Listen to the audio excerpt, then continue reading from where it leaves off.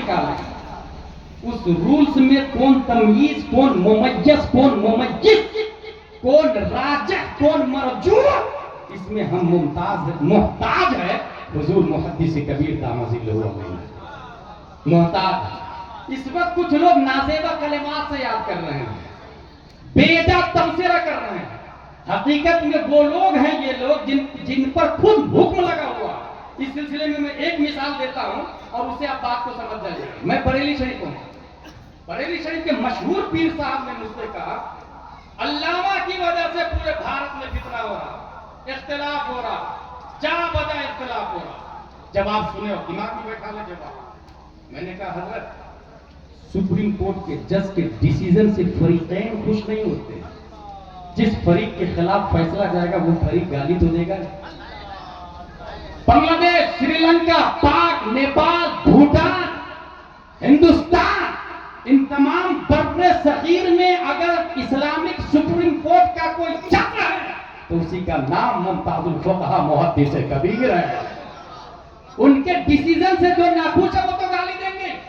पीर साहब मुझसे कहते, क्या बात कर रहे हैं, कितने उलमा उनके साथ में, उनके शागिर्दों को हटा करके बताइए तो आप। जवाब सुने। मैंने कहा हुजूर, उनके शागिर्द को बिलवास्ता और बिला वास्ता हटा दे तो भारत में बचते कितने उलमा है ये बताइए।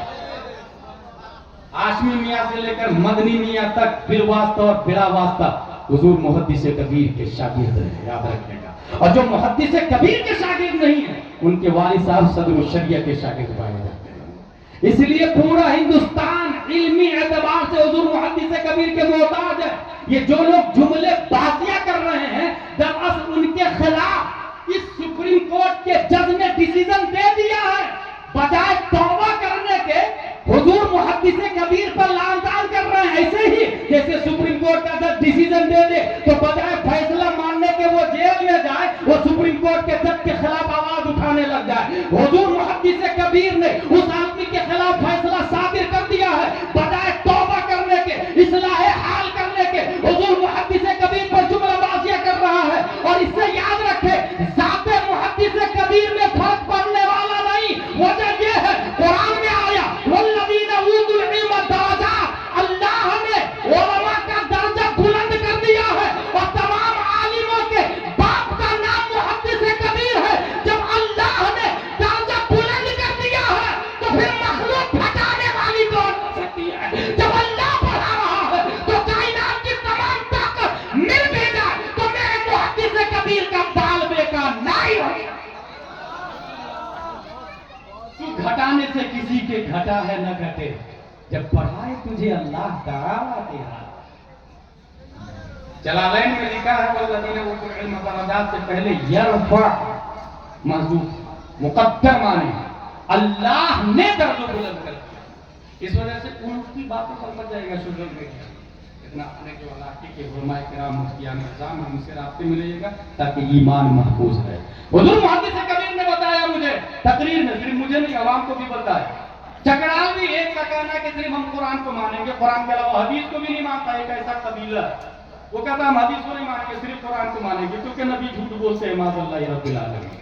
तो वो हदीस को नहीं मानते, किसको मानते? कुरान को। मुबारकपुर में हुजूर मुहद्दिस कबीर चकराल भी आता, मंगल को दर्स कुरान देने हुजूर मुहद्दिस कबीर पर खबर पहुंची, एक अहले कुरान आया है और वो लोगों को गुमराह कर रहा है। हुजूर मुहद्दिस कबीर ने कहा, जाओ उससे पूछना कुत्ता खाना हलाल है या हराम। अगर बोले हलाल तो बोलना खा के बता, अगर बोले हराम तो बोलना कुरान से बता। शागिर्द चला गया, मंगल के दिन आया वो अहले कुरान चकराल भी। तलवा ने कहा, हजरत पढ़ाने से पहले एक मसले का जवाब आप पूछो, क्या पूछते हो? कुत्ता खाना हलाल है या हराम? इसका जवाब क्या था?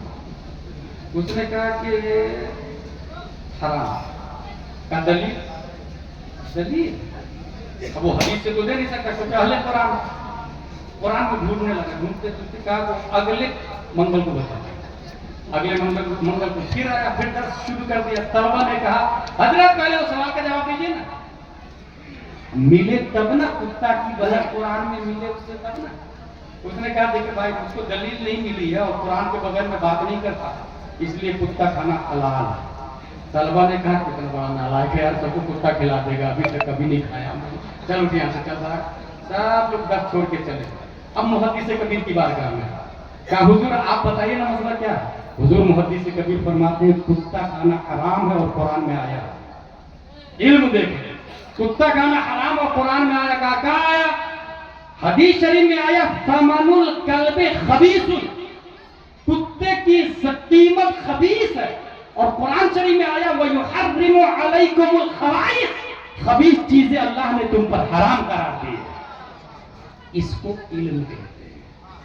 اس کا مطلب قرآن شریف کو ہم سمجھنے میں نبی کے محتاج، حدیث شریف کو سمجھنے میں ہم ائمہ کے محتاج۔ اس لیے خلاق دو عالم نے حدیث کو سمجھانے کے لیے 80 ہجری کوفہ کی دھرتی ثابت کی پیٹھ سے ایک بچہ نعمان کی شکل میں پیدا کیا، جس کو دنیا امام اعظم ابو حنیفہ کے نام سے یاد کرتی ہے۔ امام اعظم ابو حنیفہ، ان کے والد صاحب کا نام یاد رکھیے گا ثابت۔ جب ثابت پیدا ہوئے تو حضرت علی کا زمانہ، ثابت کے والد صاحب گود میں لے کے حضرت علی کی بارگاہ میں پیش کیا، تو حضرت علی نے اپنا لعاب دہن ثابت کے منہ میں ڈالا۔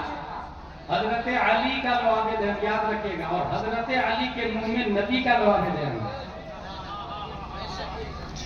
اور لعاب دہن ڈالنے کے ساتھ ساتھ علم کی دعا کی حضرت علی نے۔ اللہ نے اس دعا کی شکل میں ثابت کی پیٹھ سے ایک بچہ نعمان امام اعظم ابو حنیفہ کی شکل میں پیدا کیا۔ یہ امام اعظم ہے، 20 سال کی عمر میں تجارت کرنے کے لیے کپڑے کا گٹھر لے کے جا رہے ہیں۔ ان کو دیکھا کس نے؟ ان کے زمانے کے بہت بڑے عالم جن کا نام ہے امام شافعی رضی اللہ تعالیٰ عنہ۔ انہوں نے امام اعظم کو دیکھ کے کہا کہاں جا رہے ہو؟ کہا تجارت کرنے۔ کہا تجارت چھوڑو، تمہاری پیشانی پر میں علم کو چمکتا ہوا دیکھا، نور چمکتا ہوا دیکھا۔ علماء کی مجلس میں بیٹھا کر گٹھر کو سائڈ میں کیا اور علماء کی مجلس میں بیٹھنا شروع کیا۔ پڑھتے پڑھتے پڑھتے ایک دو سے نہیں، کتاب میں آیا 4000 استاد ہیں امام اعظم کو، 4000 استاد، اور 4000 استاذوں سے قرآن و حدیث کو پڑھا، اور پڑھنے کے بعد جو رولز نکالا، سسٹم نکالا، جس طرح بھارت کا سنویدھان کون لکھا؟ Doctor Bhim Rao Ambedkar and company, ٹھیک ہے؟ امام اعظم ابو حنیفہ نے جو سنویدھان بنایا، رولز بنایا، ایک دو نہیں، 12 لاکھ مسائل قرآن و حدیث سے نکالے امام اعظم، 12 لاکھ۔ اپنے لوگوں کو کتنا یاد ہے؟ 1 2 3 4 5 6 کتنا یاد ہے؟ اچھا، ایک بہت بڑی کمزوری اپنے لوگ کیا ہے؟ اپنے یہاں قرآن شریف کا حافظ بنایا جاتا ہے تراویح پڑھانے کے لیے۔ غلط، قرآن کا وضو تراویح کے لیے ہوا ہی نہیں۔ اسی وجہ سے شافعی مسلک پہ تراویح دیکھ کے پڑھنا جائز ہے۔ میں جامعہ ازہر مصر میں خود دیکھا ہوں، تراویح پڑھا رہا ہے امام صاحب، ایک رکعت پوری ہوئی، پیٹ الٹتے ہیں، دوسری رکعت دوسرا، تیسری رکعت دیکھتے، اتنا بڑا رہل ہوتا ہے، اتنا بڑا رہل ہوتا ہے۔ قرآن کا وجود تراویح کے لیے نہیں ہوا، مسائل کے دلائل کے لیے۔ لائف اسٹائل کا نام قرآن شریف، اصول حیات کا نام قرآن شریف، آپ کھائیں گے کیسے اس کا نام قرآن شریف، یہ قرآن شریف ہے۔ شادی کیسے کریں گے یہ قرآن شریف میں، بزنس کیسے کریں گے یہ قرآن شریف میں، زندگی میں جو چیزیں آنے والی ہے سب قرآن شریف میں، کہیں صراحتاً کہیں اجمالاً، اور جو قرآن میں نہیں مل پائے وہ حدیث شریف میں صراحت مل جائے، اور جو حدیث شریف میں صراحتاً نہ پائے آدمی تو وہ امام اعظم کے فقہ میں نظر آتی ہے۔ اس لیے ہم لوگ امام اعظم کے محتاج۔ ذرا امام اعظم کو سمجھ لیں۔ امام اعظم آپ کے نسب میں 8 انبیاء ہے اور 16 بادشاہ۔ فتاوی رضویہ میں لکھا ہے، مگر فخر اس بات پر ہے کہ آپ کی کنیت ابو الاولیاء، ابو الاولیاء۔ امام اعظم ابو حنیفہ نے 54 حج کیا، اور جب آخری حج کیا تو رو رہے تھے، خوب رو رہے، روتے روتے، کہاں پر؟ کعبہ شریف کے، روتے روتے روتے نیند آ گئی تو غیب سے آواز آئی، عرفت فاحسنت المعرفہ وخدمت فاحسنت الخدمہ غفرنا لک ولمن کان علی مذہبک۔ تم نے بہترین معرفت حاصل کر لی، دین کی خدمت بھی بہترین کر لی، اللہ نے تجھے معاف کر دیا اور ان کو بھی معاف کر دیا جو تمہارے مذہب کے مطابق زندگی گزارے۔ کتنے حج کیا؟ 54 حج کیا امام اعظم نے۔ علمی جھلک دیکھ لیں ان کی۔ میں نے کیا بتایا، ایک قبیلہ ہے جس کا نام ہے ایتھیسٹ دہریہ، اس کا کہنا ہے کہ اللہ ہے، دنیا نیچرلی چل رہی ہے اور ابھی بہت اسپیڈ سے آگے بڑھ رہی ہے، وہ قوم وہ قبیلہ بہت اسپیڈ سے آگے بڑھ رہا ہے۔ آپ سے پوچھ دے اللہ ہے تو کہاں ہے، آپ جواب نہیں دے